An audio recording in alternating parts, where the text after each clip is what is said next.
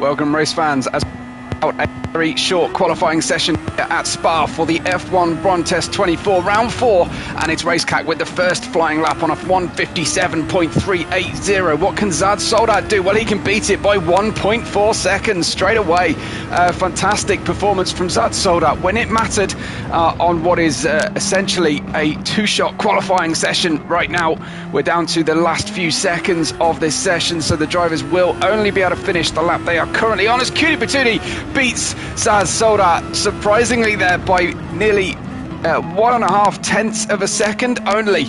It is going to be super close. Looks like Cutie Patootie has slowed. Looks like Racecack might still be pushing at this stage, just learning the car.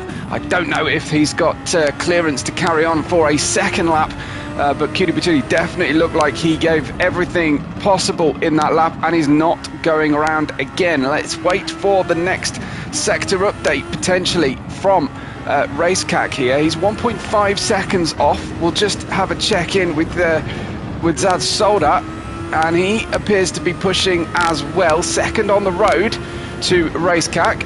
And Racecack is coming into the Lefania corner, and it's after the first part of Stavolo that we will get his sector update. This is Webbo on the mic for the championship as earlier, and we'll talk about what's happened earlier on as well. That's 0.02 of a second. Fastest time in the second sector. Racecack is absolutely on it. What about Zad Soldat? Well, the qualifying has finished. Oh, that is such a shame, because Racecack was absolutely going for it, and he had a fair old chance, didn't he? Cutie Patootie takes the pole position at 1:55.823 to Zad Soldat's 1:55.969, just 1:46 slower, and then Racecack a second and a half to the further away. But he definitely had a good shot there. I fancied his chances, honestly, of trying to take that one. And so that is a big situation for Racecack. I think he might have been right on the bubble. Well, we'll be getting on with the race right about now anyway. So let's get trackside. Cutie Patootie with the inside line into the first corner, which is, of course, La Source hairpin, as we get ready then for the start lights. And I will organise the screen very shortly, but I don't want to miss the start. The lights are on, the revs are building. Let's drop the clutch and go. Cutie Patootie, the slowest of all three cars, away from the start. It could be three abreast as they head down. Cutie Patootie right down on the inside line. Zad Soldat trying to sweep around the outside, but Racecack is right there, compromising his exit. It is going to be all v all as they head up the Kemmel Straight for the first time, but they still got to challenge into the difficult Eau Rouge corner, and blimey, they went very close to disaster as they continue to battle. Zad Soldat was not going to wait for the Kemmel Straight. He wanted to get on with it, but they're going to go three wide all the way down the Kemmel Straight. Cutie Patootie has the inside line. You can run side by side, but Zad Soldat, he sweeps around the outside. It looked like he wasn't going to make the corner, but he did in the end get there. Zad Soldat sweeps into the lead of the race. Racecack is just sliding his way through the understeery section of Malmedy. And Zad Soldat is already putting a gap on the field. This is amazing stuff from Zad Soldat straight away. And it is super close and hard fought right at the start of this 22 laps of Spa-Francorchamps. This is round 4 of the championship, as I mentioned before. And we will look at where the championship lies and all the rest of the details, of course, in the fullness of time today, but from the drivers, we are having some tremendous battles. We had absolute drama on the very final sector of last week's race, and in fact the stewards had to get involved, and we had a post-race inquiry.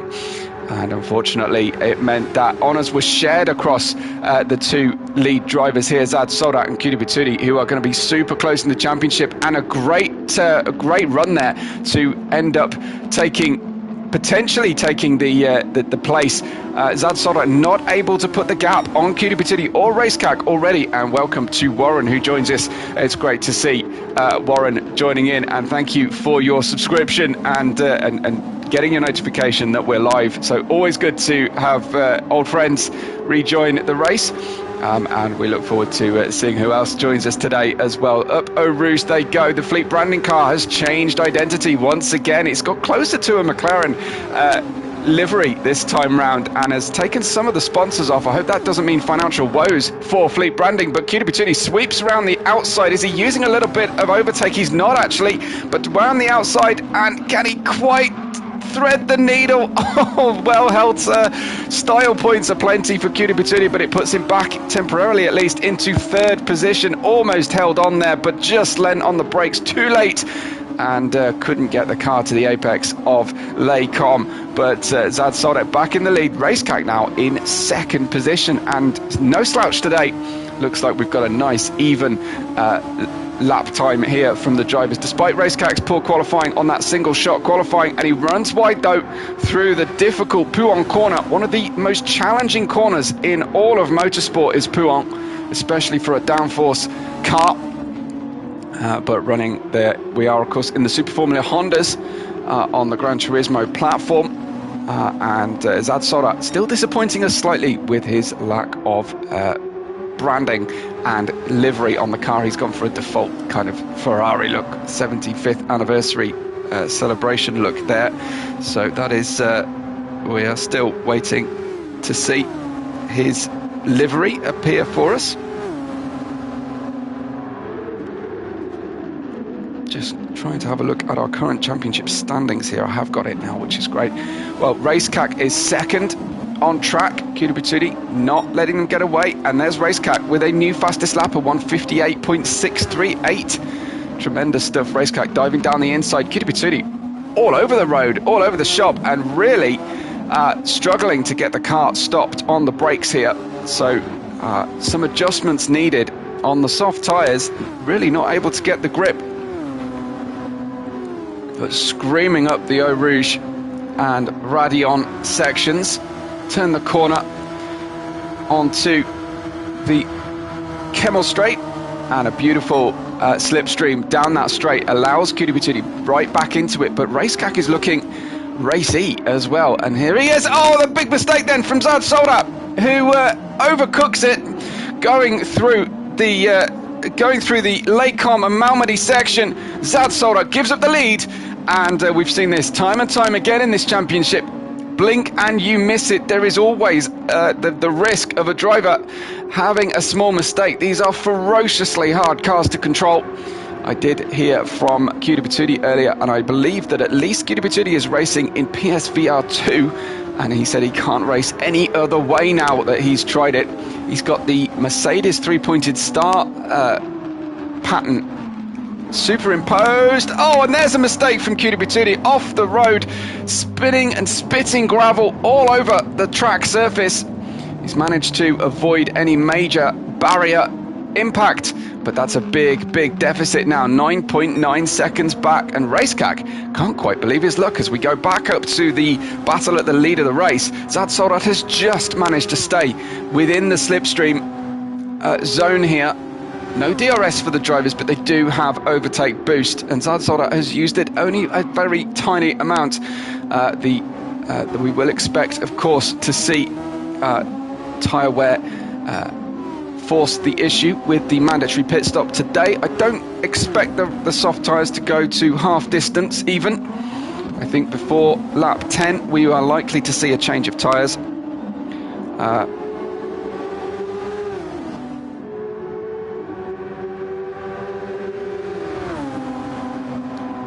So up the hill, and it looked like, wow, Racecack trying to muscle his way through a little bit early on the exchange there through Eau Rouge and Bradion. That move wasn't quite on, and he just held it on the dry grass, and he'd be thankful that at Spa right now the grass has had a chance to dry out. He managed to hold on, and he's suffering a little bit with dirty tyres here.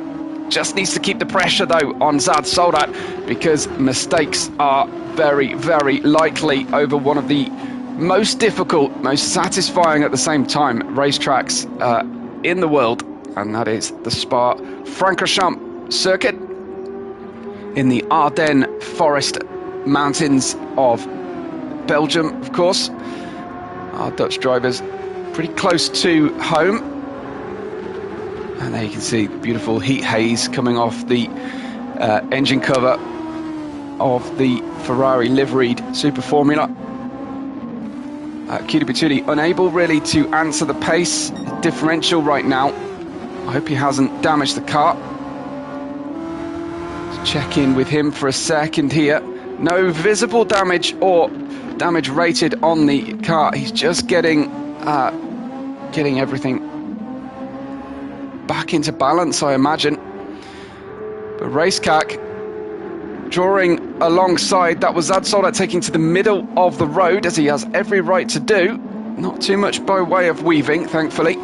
And Racecack needing to time his run here as well as possible, because running up Eau Rouge and Bradion last time, he was far from ideal, trying to muscle his way through when the cars are at their absolute limit of grip.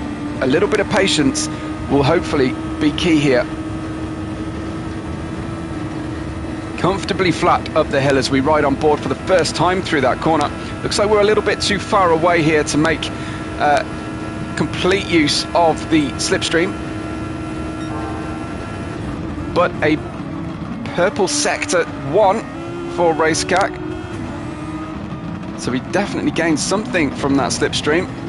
Struggling over the Malmedy corner once again. That seems to be a difficult section for Racecack, and kept his foot in, which means the half-second off-throttle penalty is coming. A lot of work to do now for Racecack to get back on terms here with Zad Soldat.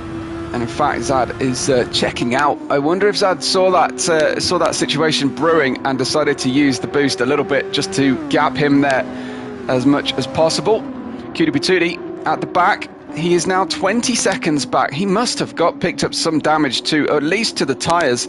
This is very out of character for Kudipituti to be this far off the pace and unable to bring himself forward, unfortunately, right now. But the Fleet Branding car and the team are going to be working furiously in the background to see what kind of change they can make over the course of the race and through the pit stop to bring him a little bit further forward. He is struggling today, it seems, but he was right on it in qualifying, managing to get the pole position on our one-shot qualifying session that we had due to a late start and an interruption on our race lobbies. There is a new fastest lap of the race, a 1:56.958 for Zad Soldat. But Racecack not letting him get away. A 57.8 was his last lap with the penalty. Shows that he was still pushing pretty hard to carry on. Here is Racecack then, about 1 second away, slightly less than. How close can he get by the end of the Kemmel straight? Usually you want to be within about 7/10 before Eau Rouge and Bradion to make a challenge possible, but he halves the distance to the Ferrari in front. Once again, we hear the rear tyres wanting to let go on board the Super Formula Honda.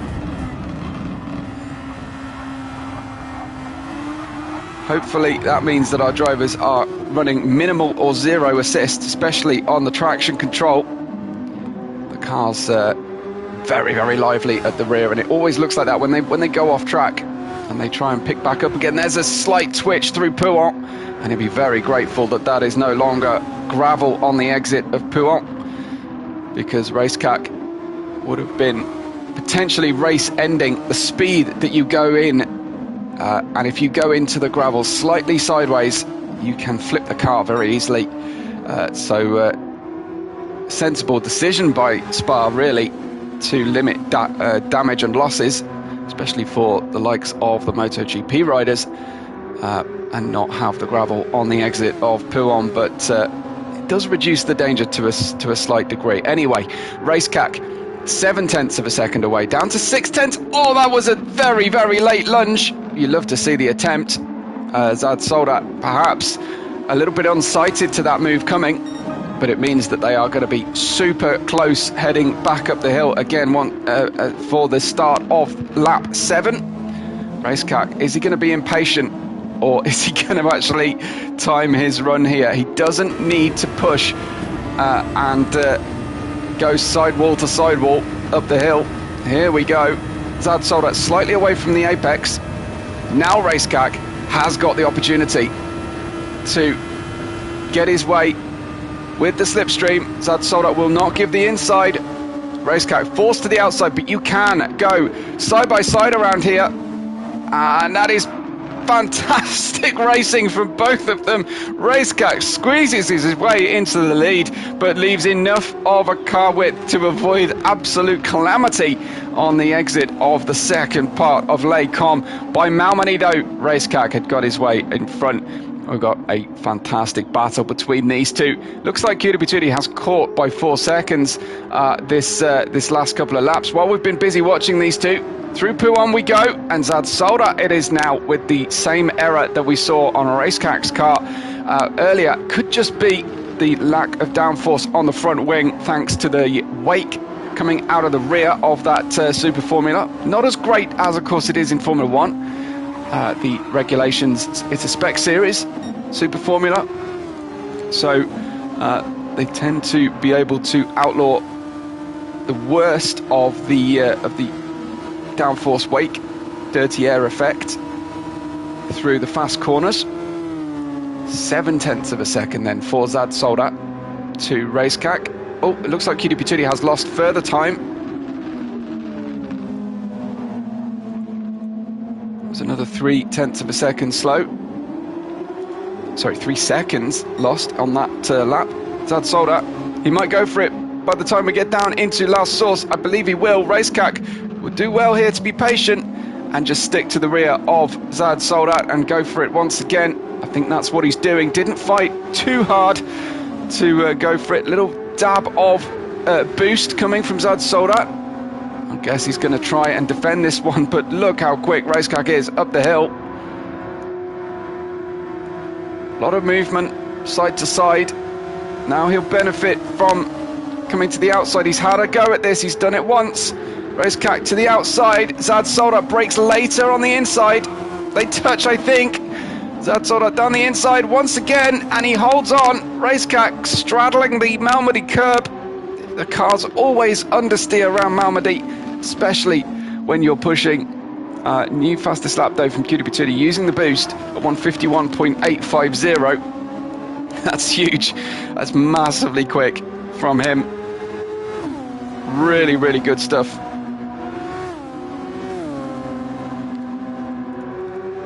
And Racecack then, a time to breathe and just recuperate from that battle.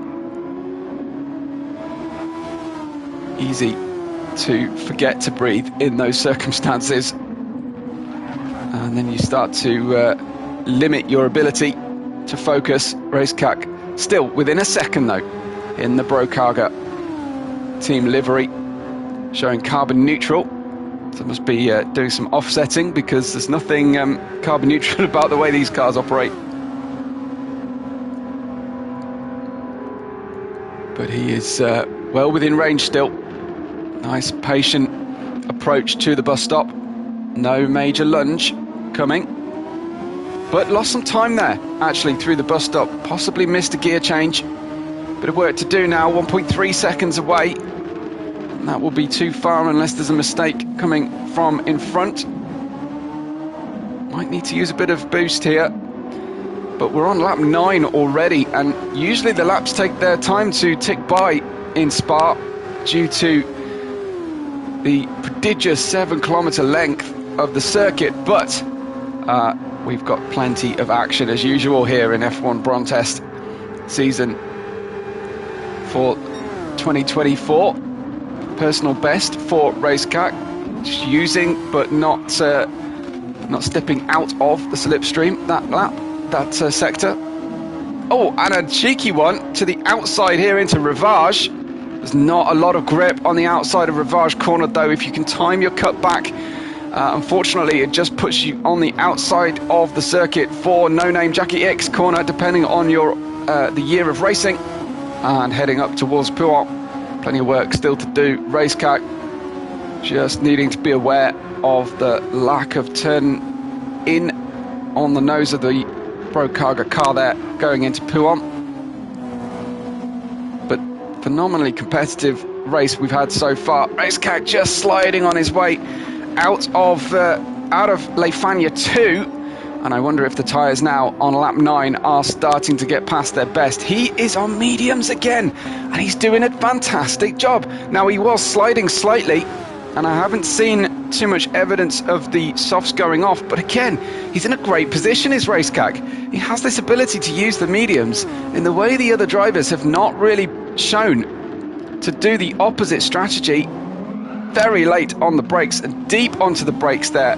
I thought he was halfway into the pit lane, but he does seem to be struggling a little now, Racecack, and it's a little bit early for the mediums to let go and still use the softs. So he's got to get those tyre temperatures back under control. Cutie Patootie is catching this pair, but I expect... No, he hasn't used any boost. How is he doing this without using the boost? He has tremendous speed. A 152.3 was followed by a 151.0. Tremendous couple of laps there from Cutie Patootie, and he will just about start to see those drivers. Let's have a look from his perspective. He can just see them in the distance down the longest straight of the track. Why will Fleet Branding miss us, I wonder? But Racecack to the outside, that's going to make Cutie Patootie's life a little bit easier, and Racecack cannot get this car back under control, but he needs to, because the other two drivers are on the soft tyres, so he can absolutely benefit from being faster at the end of the race if he can just stay with this pair for as long as possible. We're approaching half distance here at the end of the 11th lap. Obviously will be half distance, and the soft tyres are holding on pretty well. That's Soldat. It's going to start feeling those tyres going. Cutie Patootie has a lot of rear limited grip here, quite even across the axles, across the left and right of the car, but more on the rear. You've got to think, and that is relatively typical of these Super Formula cars. I know I'm spending a lot of time watching Racecack, but he's been in the thick of the action. 0.6 of a second now, and into the pits comes Zad Soldat. Cutie Patootie will go through and action the overtake, so he'll be quick for a lap relative to Racecack, who'll be on the medium tyres, and Cutie Patootie might have timed this absolutely perfectly, because he's actually going to get a small slipstream off the back of Racecack. Well, no, he won't, because Racecack goes wide through La Source. It's actually Racecack who will get the benefit. Cutie Patootie putting at least one tyre onto the grass on the way into Eau Rouge. Certainly not. There's a lot of weaving going on. I'd be generous to Cutie there to suggest that perhaps he was trying to get control of the car and clean up the tyres. Down the inside, picking up a 1 second penalty is Racecack, and a slide through the Les Com corners. Again, style points are plenty, but Cutie Patootie, that was not ideal for him running through. But he does tell us that Racecack will be able to change the tyres onto the softs next lap potentially and get them comfortably to the end, thankfully, because Cutie Patootie is proving that. But a 1 second penalty for Racecat. Cutie Patootie has prodigious pace today. He just needs to eliminate those over 2 minute laps that he had on lap 5 and lap 7 and lap 4. Obviously off track and losing time on those laps, but if he can string this together and rein in the errors, he's with a great chance of securing a victory today. On track as well, rather than in the steward's room. 2.4 seconds now in a single lap as Cutie Patootie extended that lead. Of course, Zad Soldat is miles away because of his pit stop. Cutie Patootie draining everything out of those tyres and heading into a ferociously narrow pit lane, which means Racecat can re-inherit the lead once again now at lap 12. That means 3 different leaders on the last 3 laps for us with Zad Soldat. Some distance back here. He will presumably get through past Cutie Patootie. Will they be level on the exit of the pit lane? Far from it, actually. Zad Soldat has been able to put in a really good outlap, despite the fact that Cutie Patootie was driving very, very well indeed. Coming out of the pit lane is Cutie, and there he goes. So, for a moment at least, the cars are fairly equidistant with some big gaps between them. Let's get a nice close-up view then of the Fleet branding car in the new livery. So you can just about see those AMG Mercedes 3-pointed stars on the engine cover as he fights with it. And unfortunately, that's just the effect of going off the soft tyres onto the cold medium tyres, and you have to completely change your driving to accommodate. There is another unfortunate over 2 minute lap, of course, on the in and out lap sequence, but that is not going to help things. So what we want to see is a close battle at the end of this race, but making it difficult for himself, Cutie Patootie, at this stage, and he'll be incredibly frustrated there in the cockpit. Hopefully, though, as usual on this championship, we will end up seeing all drivers together at the very end of the race. We shall see. Of course, 4.4 seconds, 4.3 seconds is the lead now, only with Racecat having not pitted. How late can he go into this race? Let's have a look. Is he going to head to the pit lane? I think no. It looked a little bit extra slow at the apex, but seems to have got those results back into position. Appreciate that for Simplay. Welcome to the stream today. Good to see you, and thank you very much for the compliment. Always nice to see. But we are here at the F1 Brontest for round 4 of the championship here as Racecat. These 3 drivers very, very even over the course of the race pace, at least today. Fuel use is still off on the Brontest. We are trying to arrange that fuel use will be on, but we just need to try and tweak it so that fuel use doesn't force a refueling over the course of the race distance, but the cars do get lighter and easier to handle towards the end of the race. Now, Zad Soldat right on the tail of Racecat on his new tyres, giving him everything he's got here, as they now forcing some defensive shapes there, potentially, from Racecat. And, of course, he doesn't want to hold Zad Soldat up too much because he needs to maximise his position relative to Cutie Patootie as well, who is now some 31 seconds behind. I'm not quite sure what is happening with Cutie Patootie. We'll check in with him as soon as these two finish their current squabble. Oh, off into the gravel, nose first into the barrier as well. That is the tricky Lefania corner that caught out Zad Soldat. That is a 1.5 second penalty as well. That really, it hurts when you've been off track for a moment. It sucks so bad. But then he has also got a problem on the front left and the front wing, it seems, that the car has got a bit of negative handling for a moment. Racecat might do well here to actually pit while there's this problem on the car, but he doesn't elect to do that, interestingly. So he's still holding off to be able to absolutely thrash those soft tyres later on once he has pitted. Zad Soldat then will have a real handful. Looks like the damage has worked its way out, just a temporary mishandling of the car, and he's very lucky for that. But that one hurt the car, and he'll have had himself a bit of a shock.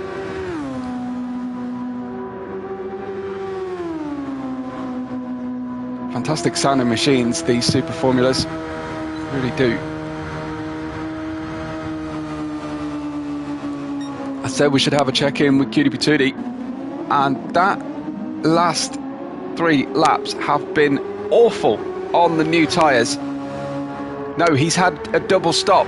He's been in, put the mediums on, hated them immediately, and has gone back to the soft tyre. So he has given himself a massive job to do, 32 seconds away from the lead. But he did not like those medium race tyres. And it just goes to show what a fantastic job Racecack has been doing all the way through so far. Because, wow, he's been on the medium tyres since the very start of this race, 14 laps, and he is still in the lead of the race. He hasn't necessarily had the outright pace. 151.0 is the fastest of anybody, but consistency-wise, so far at least, he's had a couple of scary moments, but he finds himself 6.9 seconds in the lead of the race, with just coming up to 2/3 distance done. Will we go into the pits this time round? That does look like it's a pit stop coming for Racecack, so we will have a real race on our hands once again, as he will emerge from the pits in between the two of them, I imagine, or possibly right with Cutie Patootie. Zad Soldat, the heat haze coming off. We will see Racecack come out on soft tyres shortly. Where is Cutie Patootie relative to Racecack? I can't quite see if Racecack is moving. He's just exited his pit box and around the apex of La Source, but he will be slow. Cutie Patootie will definitely see him. Let's join him on board. You can see him up ahead. I don't know if he will know the strategy of Racecack, but they'll be on even tyres here, both on the soft tyres. Cutie Patootie having made 2 pit stops and now finds himself only 4.5 seconds away. No boost used so far from Cutie Patootie, which just shows how special that fast lap was on lap 9.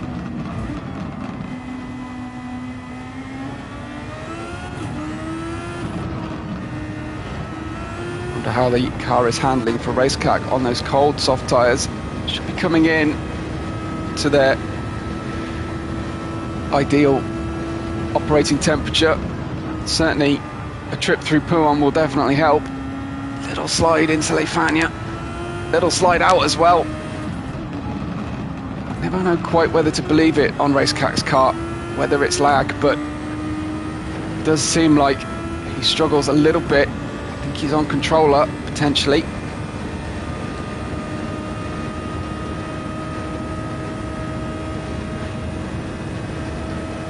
Of course, in the Super Formula cars, it is flat out. There you can see Zad Soldat in front, 4.5 seconds. And we're going to get all 3 drivers together, I think, by the end of the race, with Zad Soldat on the mediums, Racecack and Cutie Patootie on the softs. And ultimate pace really going by way of the 3rd position driver.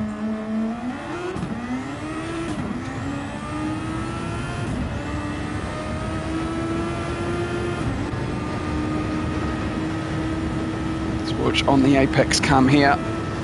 It is a little bit difficult to watch if you've got motion sickness, but it does pretty much track where the driver's eyes would be pointing on the track, regardless of the situation when it comes to the actual where the nose is pointing. That was a mistake from Zad Soldat. Racecrack is going to scream on through. Wow. And Zad Soldat almost chopping the nose off Racecrack's car, but Racecrack was right there, putting the Brokarga where it belongs, back on top here. And another mistake then from Zad Soldat, but Racecrack could definitely not breathe easy. Another 5 to go here, so plenty that can still happen, but he puts himself in a commanding position with those 5 laps to go. Soft tyres, barely used. He ran longer than anybody else on the first stint, of course, and has given himself a good opportunity here. Oh, there's Zad Soldat off once again, struggling it seems on the mediums. I wonder if he'll make the same decision as Cutie Patootie did to put the softs back on, but of course there are fewer and fewer laps to make the difference. So we have a complete switch round of positions again. Cutie Patootie 1.1 seconds away here from Racecrack. It would be something else if Cutie Patootie went 31 seconds down on the leader, had 2 pit stops, and actually ends up battling and potentially winning this race. So I'm on the edge of my seat as usual here at the F1 Brontest 24. Down into the La Source hairpin they go once again to start lap 17 of 22. And with Cutie Patootie, this looks like a great opportunity. Just forsaking the first apex of Eau Rouge to really nail the second one. Looks again like the Fleet branding car set up not necessarily for top speed, and that will buy him an awful lot of lap time around this circuit, except heading down into Les Combes and the bus stop, where he will hit an invisible wall where the drag coefficient just completely stops him from catching and passing his rivals. So he's going to have to do it somewhere else. Through Jackie X they go. You can just see flashes of the Scarlet Ferrari in the mirrors, and he will see that too using the PSVR. I have to say, using the VR system is so effective when racing, because you can move your head wherever you want it to go. Squeezing down the inside as Racecrack slides his way through Le Fagno and into Stavelot now. Woo. And I was just enjoying that one, but using the mirrors properly is really the key advantage I find to using a VR when racing. Let's go trackside, shall we, and enjoy this one as having a little speculative look into Blanchimont goes Cutie Patootie with another stab of slipstream before they head into the bus stop. And looking at the outside line here, that's going to slow him. He's trying to go side by side into the exit, and his helmet is pointed directly to the right. Zad Soldat took avoiding action and went wide and picked up a penalty, and that hurts for Zad Soldat. So more work to do then as we start lap 18, 4 to go, and Cutie Patootie has another great opportunity here to use that slipstream, but can he actually get past, because he just doesn't have the top speed. Racecrack will give it up.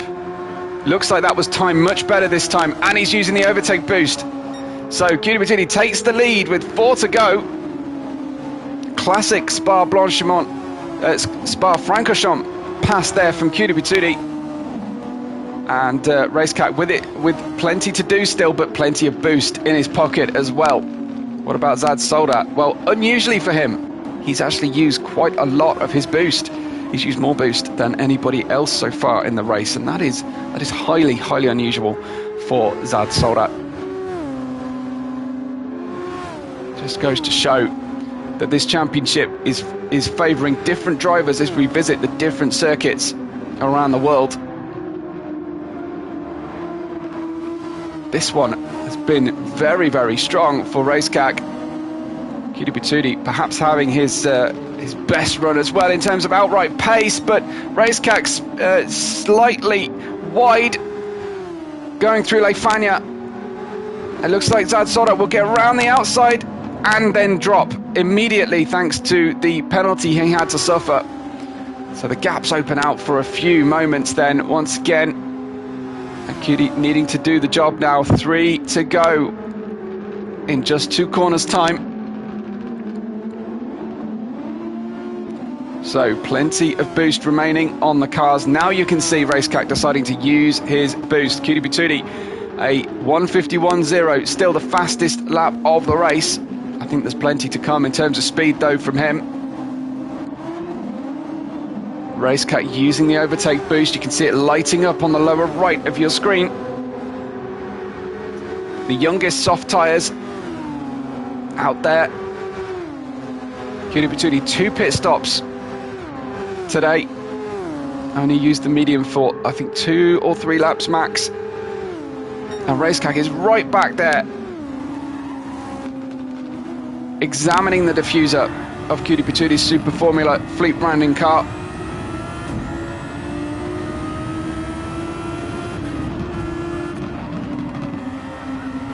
Late on the brakes, into Rivage, and up into Jackie X, missing the apex.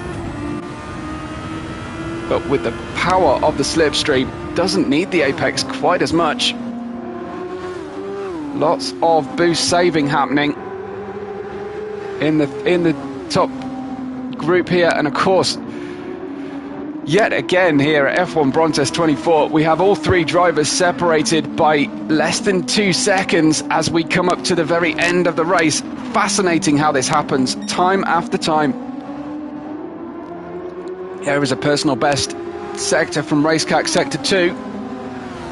Using the slipstream, using the boost. I think we're going to have fireworks at the end once again. Guaranteed excitement. I know there's only 3 cars, but it is still amazing how we end up with this situation race after race. Well, Racecack is in 2nd place now. Is it better to be the hunter than the hunted with 2 complete laps to run as we head down into La Source? There is going to be a tremendous slipstream battle here. Let's join Zad Soldat, the rearmost of the 3. A wider entry, trying to mitigate the loss of power. There it looks like boost being used by both cars. You can see the light flashing quickly on the back of Racecack's car. Racecack going for it. Getting a nerf from the back from Zad Soldat, who, for his troubles, ends up off the circuit once again. That could be too far then for Zad Soldat to actually leave this race battling with the 2 at the front. Oh, a nibble at the rear. Got to be more patient than that. Nibbling the rear tyre of Cutie Patootie. That we are millimeters from disaster with these 2. And it is getting very, very tetchy out there, as Racecack will feel like this race belongs to him. Still plenty of running though, and Cutie Patootie has hardly touched the boost button. He knows exactly what he's doing. He's going to be able to have plenty of boost to make the difference in the last 2 laps here, as Racecack runs alongside, uses the boost to get ahead.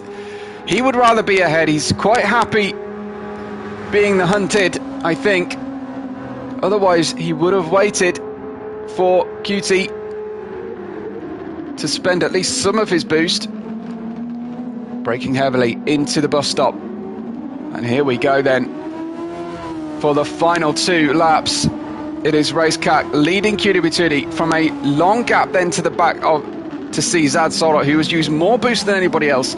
And it's Cutie Patootie with the most boost, but he spins coming out of La Source. He picks up a penalty for impact on the barrier, and it looks like Racecack has chosen the most amazing strategy here. I was surprised to see him pass Cutie earlier, but he just doesn't want to be involved in anybody else's accident yet again. Racecack, with the racing consistency, seems to be in a fantastic position. Cutie Patootie is saving all of his boost for the final lap of the race, or the final lap and a half of the race, it seems. He's going to have his hands full of Zad Soldat after this penalty to come. Zad Soldat has already spent his penalty. Kiribati will be fully off throttle, I think, on the short run. I think it is on the exit of La Fagna and into Stavolo that the penalty chevrons exist. Racecack will have a little bit of boost to use, and significantly more than a 2-second lead as we enter the final lap of the race shortly. Kiribati coming out of La Fagna. Racecack is sliding again. In we go to Stavolo corner. On the exit of Stavolo once again. We don't have there. We have the penalty, and that is such a harsh place to put the penalty marker because you then have the entirety of the back straight run to finish off. Racecack has virtually used his boost. He'll have a small button press coming for the final lap, but Zad Soldat might get the slipstream as well here. Kiribati has all the boost in the world left. It is absolutely on for a nose-to-tail finish. Who can exit the corners cleanly? Who can run all the way to the end? They are going nose-to-tail for the final lap of our race here, round 4 of the championship, and it has never been closer to see Racecack in the lead of the race. Kiribati with all the boost to use, and he screams around the outside. Can he get his way to the lead of the race? I'm sure he can with the boost, just mashing that boost button into the lead. Goes Kiribati, takes the lead going into Les Comps. Racecack has hands full of Zad Soldat. I can't believe if Racecack ends up third here. That will be an absolute travesty given his consistency today, but something went wrong in the final 2 laps of the race and he lost a bit of ground. It was handed to him as an absolute gift, but unfortunately he couldn't make it happen when it counted. We are nearing the very dying embers of this race. Kiribati with all the boost to use, and he's got virtually 3/4 of a boost allowance to run in this final lap of the race. He will be untouchable if he can keep it together in the last few corners before heading down the back straight. It looks like it's going to be Zad Soldat versus Racecack. Zad Soldat off the circuit again! There must be half a dozen times this race, and he's losing out. Racecack can't use the slipstream. He can't use much in the way of boost. Kiribati, I think, is going to take this one. He just has to secure the bus stop for the final time of asking.